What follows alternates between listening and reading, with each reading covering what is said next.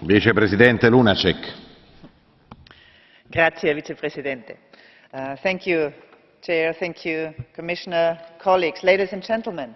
Sports is something that could unite people, and that very often does, but it shouldn't be a divisive factor and something that produces scandals.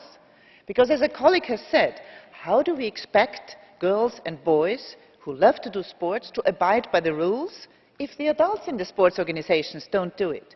And it's good that these scandals are finally out in public. But we knew it before.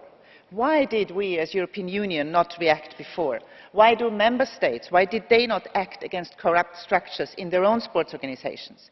And how could Russia get the FIFA Games of 2018 after the Sochi Olympics that were fraught with corruption, environmental destruction and grave human rights violations in the country? And even worse, how could Qatar get the 2022 championships in a country with desert, 40 degrees in the shade, and hardly anybody playing football, if at all, and where already more than 1,000 people have died in the construction?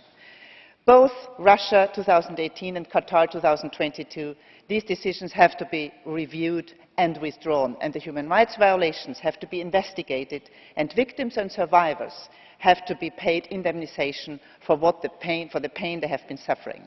And, as my colleague Helga Trüpel has said, more women need to be in a totally overhauled structures of FIFA, because girls and women do not only play football, we also know how to manage and how to lead organizations, and usually without being corrupt. Thank you.